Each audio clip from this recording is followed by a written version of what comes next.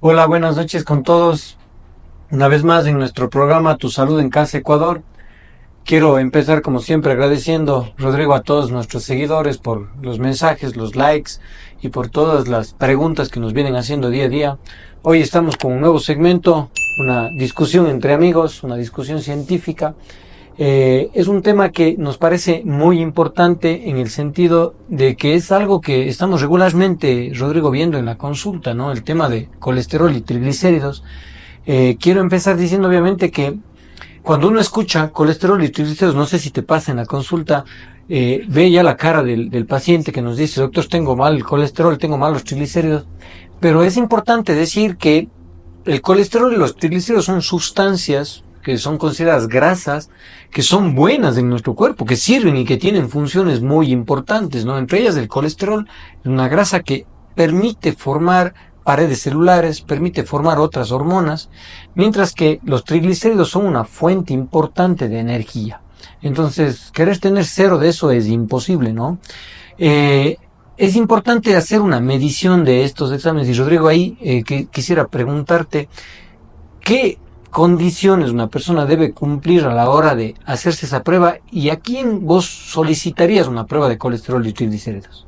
Bueno, primero que nada, agradeciendo a toda nuestra audiencia siempre su participación y el hecho de que estemos acá hablando de este tema, hipercolesterolemia o hipertrigliceridemia, que es colesterol o triglicéridos elevados, es gracias a la propuesta de ustedes mismos que nos han solicitado a través de nuestras redes sociales que tengamos un conversatorio a partir de esto.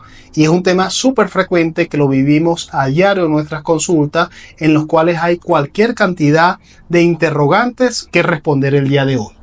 Y la realidad es que nosotros debemos solicitar niveles de lípidos en aquellos pacientes que tienen algunos factores predisponentes para el mismo. Aquellas personas que tengan una alimentación un poco inadecuada, una alimentación de muchas, como tal, lo que consideramos carbohidratos, harinas refinadas, pasta, pan, arroz, aquellas personas con obesidad, aquellas personas ya con hipertensión, con diabetes, con hábitos tabáquicos. Nosotros siempre lo solicitamos para buscar integrar un perfil de riesgo cardiovascular. ¿Cuál es el pretest de ese paciente? Lo que llamamos pretest es cuál es la predisposición que ese paciente tenga una determinada enfermedad cardiovascular.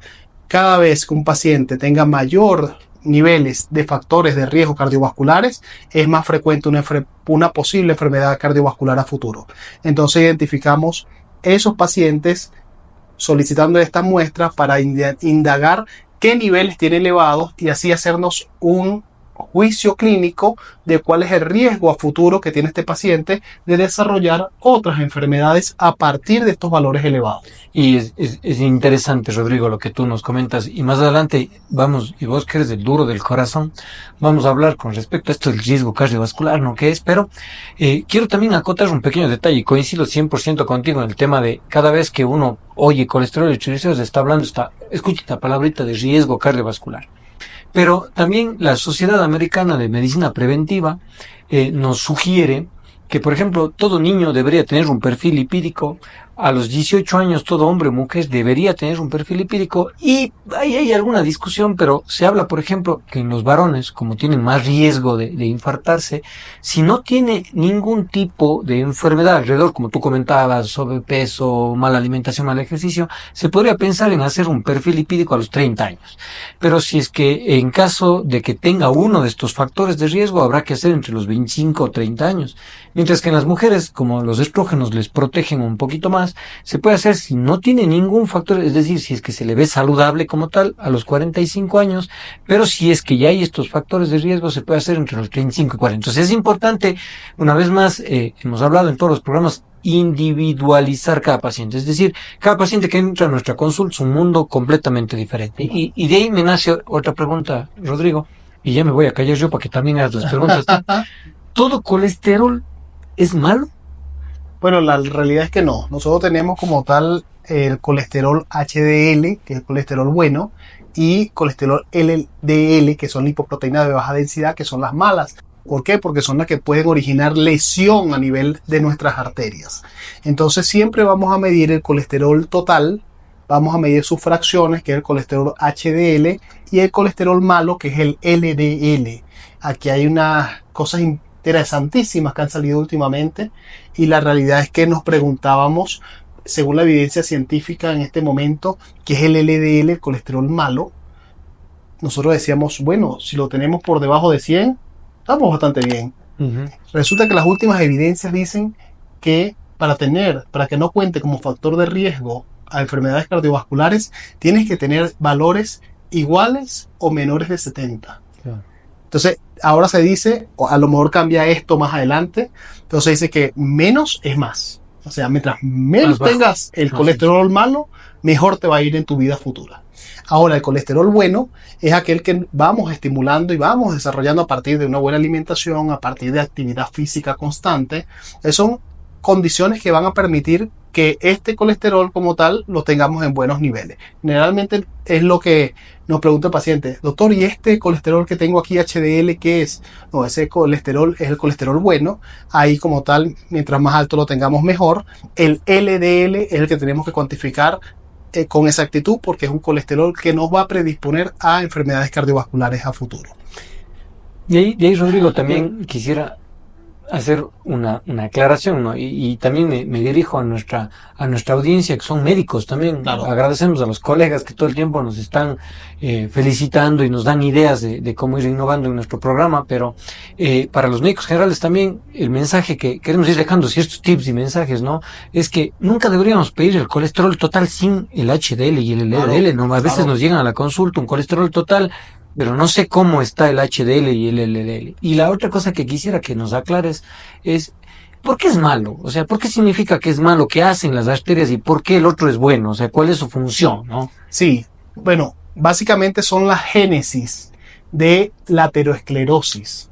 El LDL, estas lipoproteínas de baja densidad, son las que van a originar una estría grasa en nuestro endotelio. La arteria internamente tiene una estructura llamada endotelio, que es la capa más interna de las arterias, que debe ser totalmente lisa.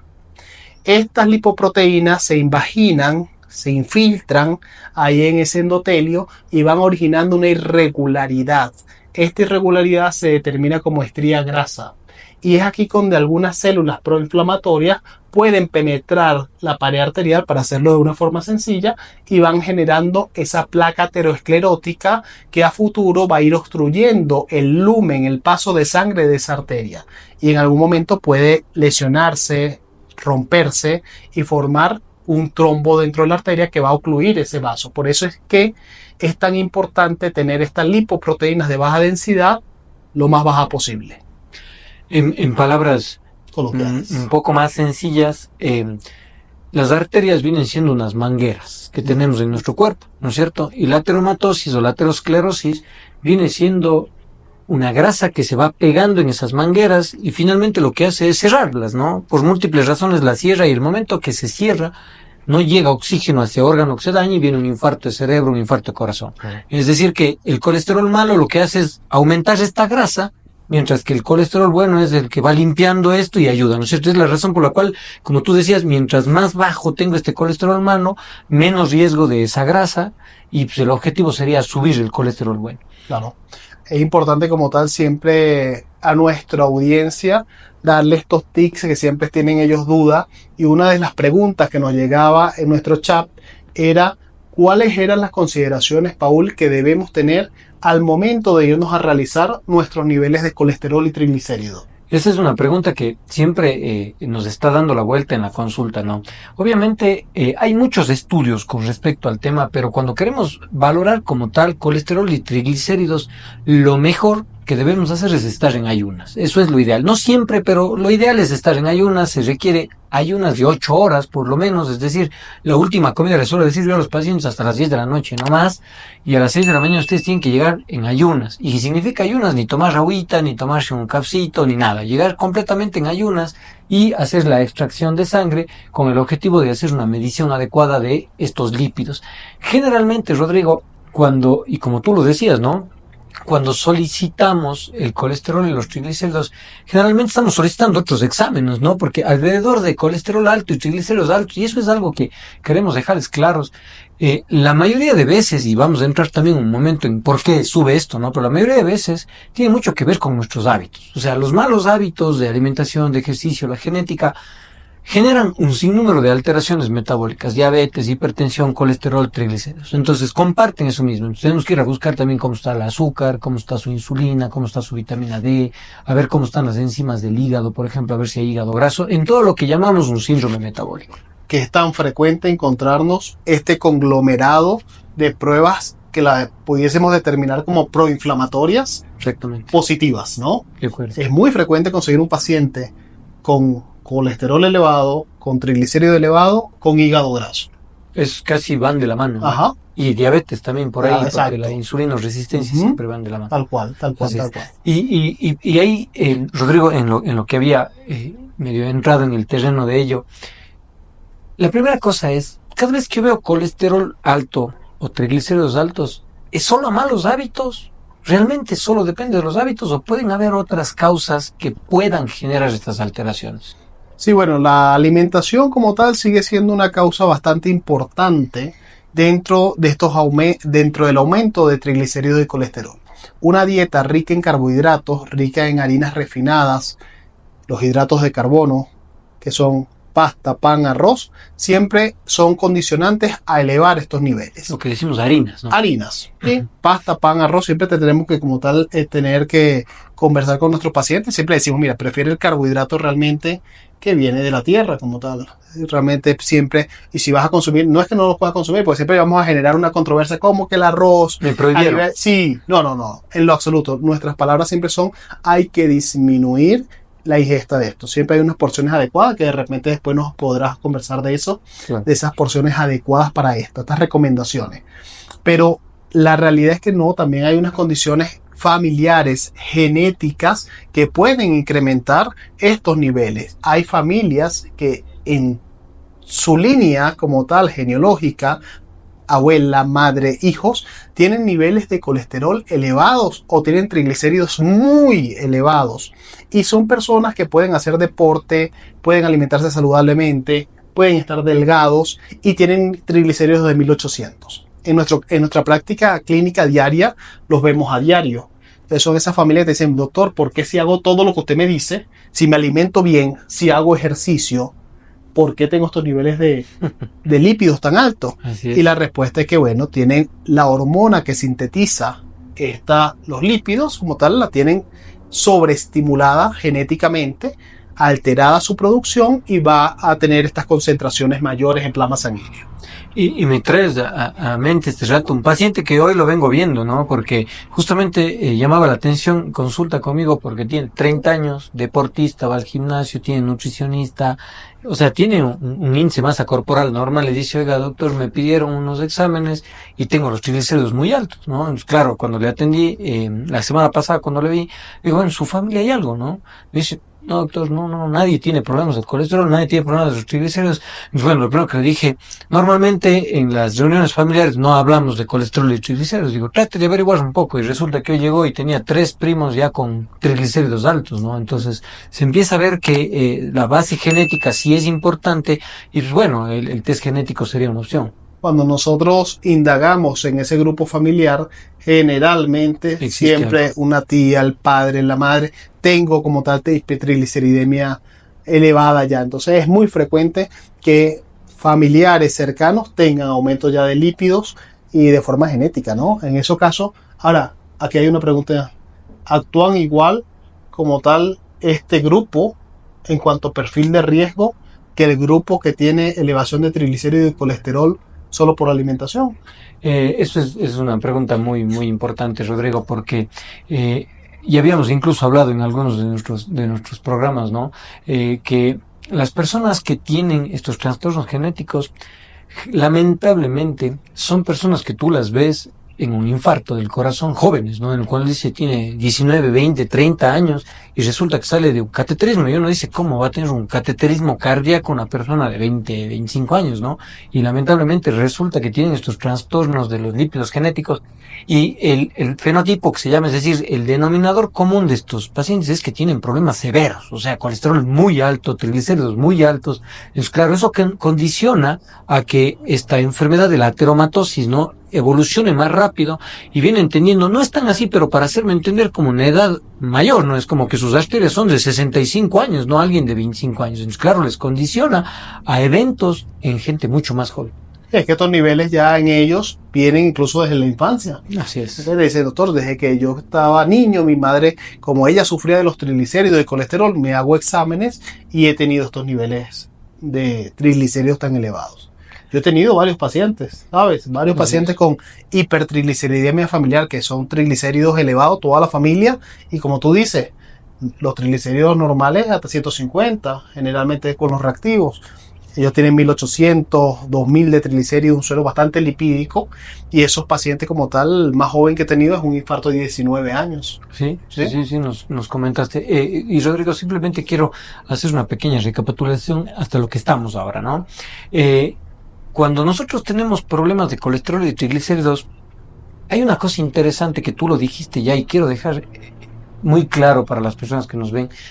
Cuando tenemos problemas de los triglicéridos, a veces las personas dicen, oiga, doctor, yo no como frituras, ¿no? Pero tiene mucho que ver con las harinas, ¿no? Y hay una cosa que se llama el balance energético. Esto es como tener un poco de dinero en el banco.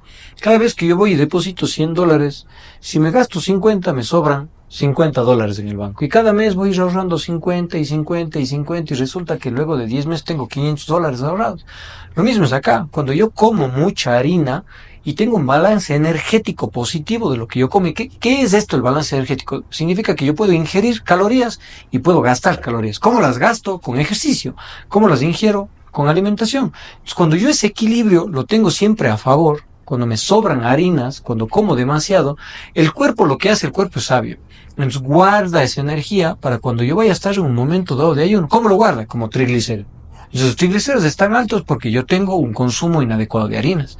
Pues claro, si es que no hago ejercicio, si constantemente estoy ahorrando, siempre voy a tener triglicéridos elevados. Pero también hay que decir, por ejemplo, que existen trastornos de la tiroides, ¿sí? El hipotiroidismo es una causa de problemas de los triglicéridos. La resistencia a la insulina también lo genera. Y nosotros en la práctica clínica también estamos viendo, por ejemplo, medicamentos. Nosotros vemos adultos mayores y a veces la polifarmacia, el paciente dice, oiga, tengo los triglicéridos altos. Resulta, por ejemplo, que lo que es los corticoides pueden subir los niveles de colesterol y triglicéridos, algunos inmunomoduladores, ciertos diuréticos aumentan los niveles también, medicamentos para el VIH lo pueden generar, anticonceptivos pueden generar. Entonces, no solamente está dado por la mala alimentación, y eso es importante hacer esa valoración integral cuando una persona viene con problemas de los lípidos para poder decir, bueno, si hay esto atrás, hay que corregir seguro este balance energético, pero buscar otra causa que se llaman causas secundarias y o genéticas, que eso es lo que queremos dejar claro. Y con eso quiero entrar en un tema que me apasiona y más aún por tu especialidad a ti. ¿Qué es esto del riesgo cardiovascular, Rodrigo? O sea, ¿qué podemos definir en palabras sencillas? Riesgo cardiovascular. Sí, es el determinada predisposición que tenemos a presentar a futuro un evento cardiovascular, específicamente un evento coronario. Está diseñado básicamente para el riesgo de un infarto agudo del miocardio. Sabemos que a partir de ahí podemos hacer otras consideraciones de otros territorios como eventos neurológicos, enfermedad arterial periférica, que es la obstrucción de las arterias de los miembros inferiores, de las piernas. Entonces, básicamente eso es lo que nosotros trabajamos en los factores de riesgo, que es tratar de cambiar ese pronóstico de ese paciente que si siguiera con esos determinantes va a presentar un evento cardiovascular en cierta proporción. Tenemos calculadoras de riesgo que utilizamos en nuestros consultorios, hay validadas por las diferentes sociedades científicas de cardiología, donde un paciente que esté enfrente de nosotros y que tenga unos exámenes de laboratorio, nosotros por su edad, por sus niveles de colesterol, niveles de triglicéridos, si es hipertenso o no, si es diabético o no, ya les damos cuál es ese porcentaje, le podemos decir, mire, la probabilidad que usted tenga un evento cardíaco, llámese infarto, a futuro es de tanto. Específicamente hay calculadoras que lo estiman a 6 meses, otros que lo estiman a 1 año, otros que lo estiman a 5 años. Es darle un número. Es darle un número. Es darle un número del riesgo de tener ese evento, ¿no? Como nosotros le decimos, cada quien se va anotando como tal, del talonario va adquiriendo cada uno de esos números para un posible evento cardiovascular. Entonces nosotros decimos, trate de quitarse esos números para que usted cada vez tenga menor riesgo de presentar algún tipo de este tipo de patologías, que son patologías altamente discapacitantes y mortales, ¿no? Mortales, así es. Sí, mira, Paul, quisiera comentarte a nuestra audiencia. Nosotros tenemos pacientes que salen con triglicéridos altos, con niveles de colesterol alto, y les cuesta mucho regularizarlo. Es una pregunta que nos hacía el doctor. Yo he hecho de todo y realmente no logro, pero esto que tú has dicho como tal de ese desbalance que siempre tenemos es verídico. Muchos pacientes nos llegan a nuestra consulta y nos dicen, doctor, ¿por qué no pierdo peso? Yo no sé por qué, si yo no como mucho, ¿por qué sigo en el mismo peso o por qué sigo subiendo? Y la realidad es que cuando le preguntas, ¿estás haciendo actividad física? Dice, no, eso sí no lo hago. Entonces esa como tal equilibrio entre la ganancia calórica y la pérdida, ¿no?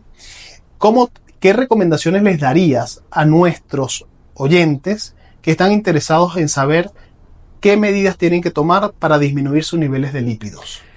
Es importante, Rodrigo, decir que debemos partir por el hecho de saber si es que esta causa es primaria o es secundaria, porque lo que tú dices es muy común. Hemos visto pacientes que vienen peleando contra sus lípidos años de años y resulta que tenían un problema de la tiroides, ¿no? Y mientras el problema de la tiroides no se corrija, o por ejemplo mujeres que tienen síndrome de ovario poliquístico, resistencia a la insulina, y no está manejada esa resistencia a la insulina, entonces claro, son esos pacientes que les dicen, oigan, doctor, yo tenía problemas del colesterol, me dieron la pastillita para el colesterol, 3-6 meses me quitaron, me cuido y de nuevo estoy con el colesterol alto. Entonces primero saber si es que esto es trastornos de alimentación, malos hábitos, es una situación. Y segundo, si hay una causa secundaria, primero tratar esa causa secundaria.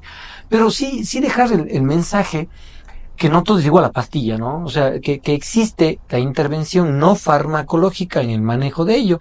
Y una de las cosas que veníamos comentando es que es difícil para todos, todos estamos todo el tiempo peleando con el tema del sobrepeso, todo el tiempo estamos viendo el tema de la alimentación. ¿Y por qué? Mira, hay nuevos estudios con respecto al manejo de la obesidad y esto de la dislipidemia, que nuestro cuerpo es muy sabio.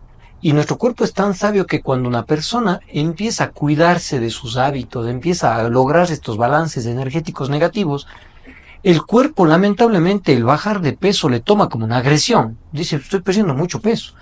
Y al generar eso, lo que sucede en el cerebro de la persona es que se secretan hormonas que aumentan tu apetito. Y no sé si les ha pasado, y de seguro a todos que hemos entrado a un gimnasio, que empezamos a hacer ejercicio, me muero de hambre. Sí. O sea, empiezo a hacer ejercicio, estoy perdiendo peso y me muero de hambre. Porque el cuerpo dice, estoy perdiendo peso. Yo me acostumbré, entre comillas, a un valor de peso tal, y se secretan esas hormonas. Entonces, todo el tiempo estamos peleando contra esa situación.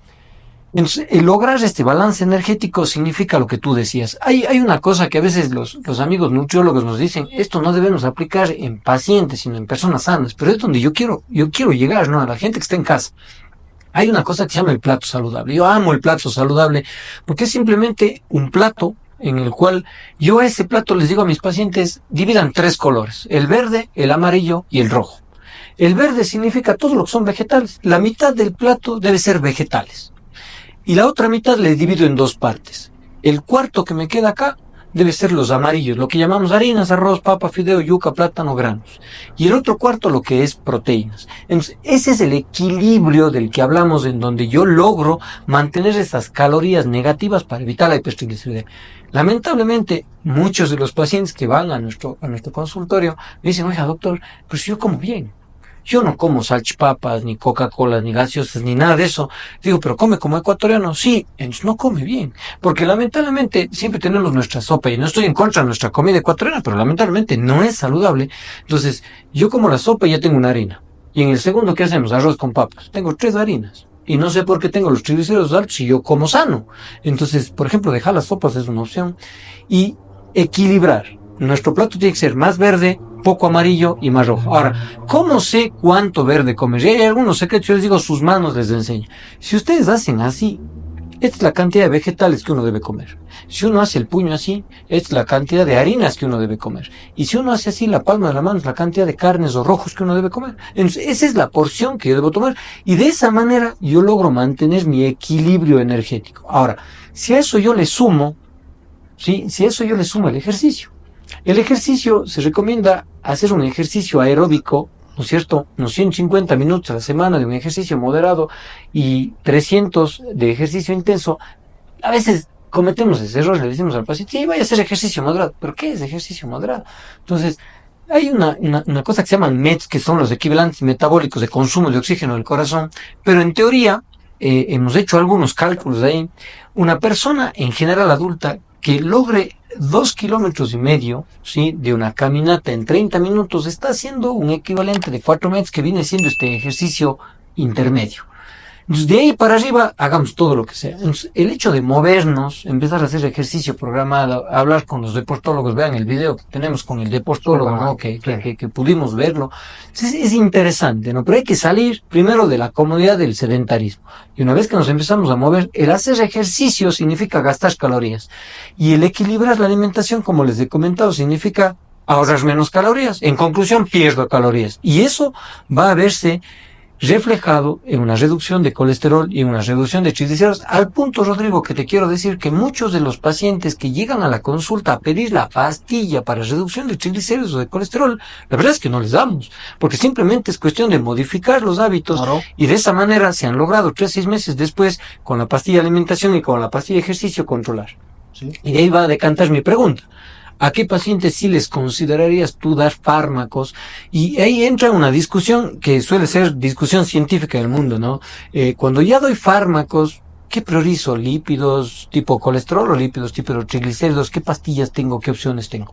Bueno, generalmente, como tal, como tú bien dices, nosotros priorizamos siempre la alimentación y la actividad física. Esas son las dos primeras pastillas que vamos a dar. Y esas siempre van a ir, ¿ok? Nunca se van a escapar de que nosotros le hablemos de eso a nuestros pacientes de por vida. Y siempre le vamos a estar prescribiendo esas dos pastillas. A veces me dice un paciente, mire, doctor, yo no he bajado de colesterol, no he bajado el triglicérido y me tomé tal pastilla. Y tengo un mes tomándomela, 2 meses tomándomela. Y cuando indagamos en sus hábitos de vida, la realidad es que no ha modificado esos hábitos de vida, que es lo primordial.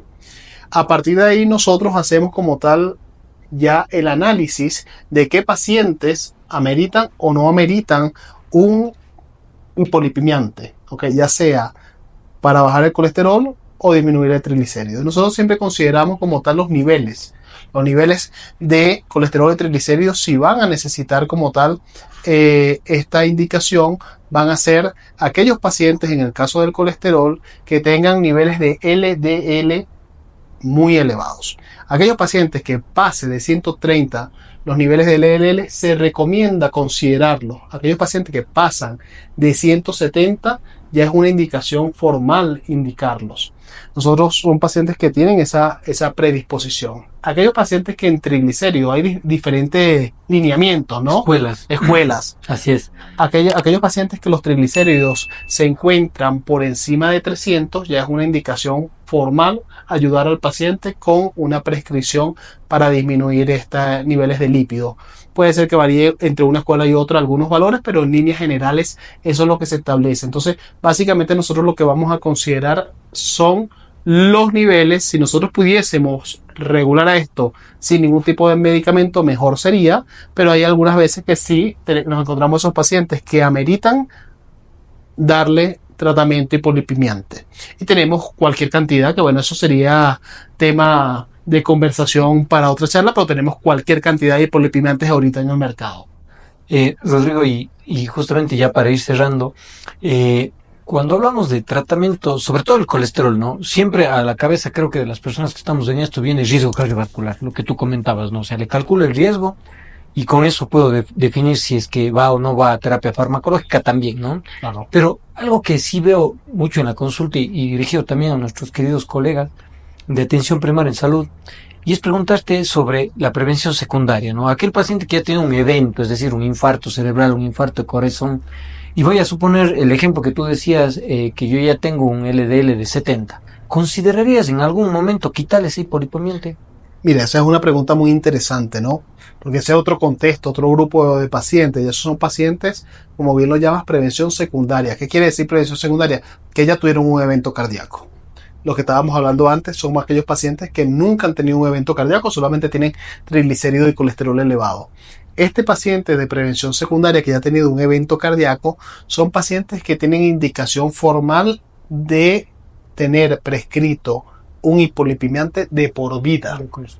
De por vida. Al inicio utilizamos estatinas, estas famosas estatinas de alto impacto, bueno, varias como tal, un par que tenemos a una dosificación específica, que la van a necesitar recibir de 6 meses a un año a altas dosis.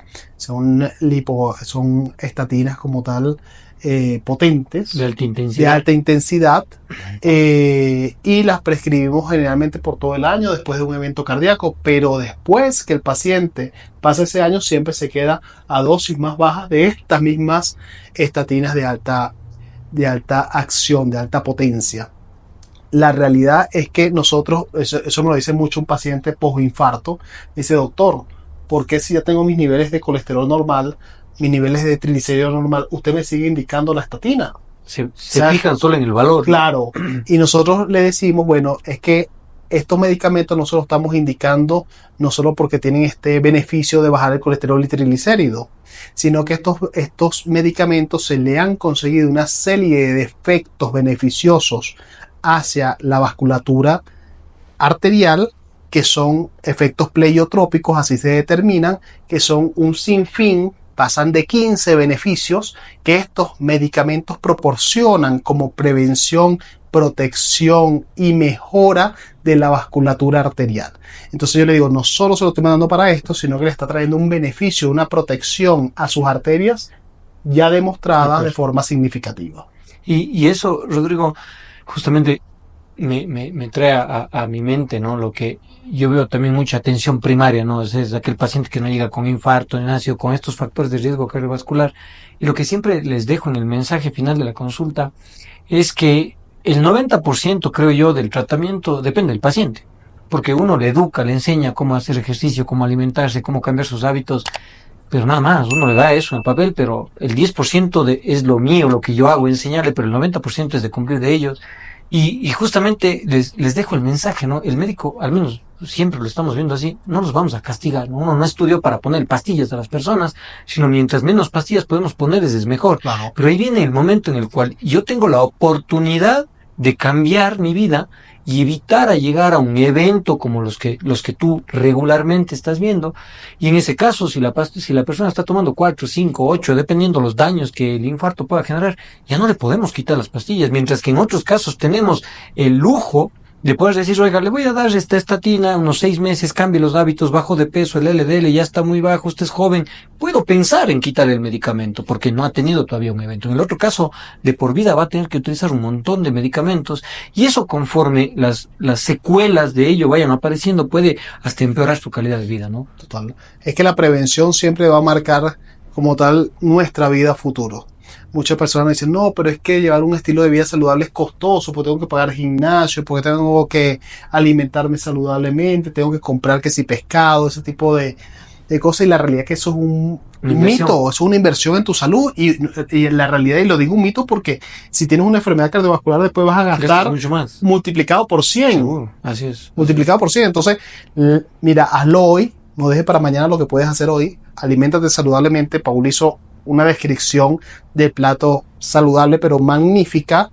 Haz actividad física como tal, baja los niveles de estrés, cuida como tal tus niveles siempre de azúcar, colesterol, triglicérido, deja el cigarrillo. Nos estábamos olvidando del tabaco. Sí, deja el cigarrillo, y eso va a llevar un impacto en tu salud cardiovascular importantísima. Haz actividad continua, no tiene que ser en un gimnasio necesariamente, puede ser como tal en el aire libre, pero que tengas una vida de movimiento. Lo que tú decías: doctor, ¿qué hago? Camino. A mí me dicen mis pacientes: mire, lo mínimo que puede hacer es caminar, ¿me entiendes? Claro. Porque, como tú decías, ejercicio moderado, pero sí hace una caminata de 150 como tal minutos a la semana, pero si haces mucho más, es mejor todavía para ti. ¿Okay? Entonces, mientras que más intensidad, más ejercicio hagas, mucho mejor va a ser. Y obviamente siempre aquellos pacientes que tengan enfermedades ya preexistentes, bueno, siempre indicado por su médico tratante que les pueda guiar en qué tipo de actividad física pueden realizar. Perfecto, Rodrigo, no sé si te quedó alguna duda más. No, yo Seguro saldrán un montón de dudas después, ¿no? sin duda. De hecho, déjenos todos sus comentarios acá, todas sus dudas, que nuestro equipo y nosotros nos vamos a dedicar de irles contestando paulatinamente cualquier interrogante que haya surgido de esta charla, y por favor escríbanos cualquier tema que quieran que conversemos en los programas sucesivos. Estaremos encantados de estar con ustedes respondiendo todas esas inquietudes, y agradecemos siempre su audiencia, su cariño y todos esos mensajes de apoyo que nos han dejado en nuestras redes sociales. Rodrigo, ha sido un gusto en este segmento que tenemos, el diálogo entre amigos. Me ha encantado, como siempre, aprendiendo de ti un montón. No se olviden, suscríbanse en nuestras redes sociales como Tu Salud en Casa Ecuador, tanto en Instagram, en Facebook y obviamente en nuestro canal de YouTube. Finalmente quiero agradecer al Hotel Zair y a su restaurante Cielo. Siempre nos reciben muy bien, una comida espectacular, y pues es un lugar espectacular para poder disfrutar. Vengan y visítenos.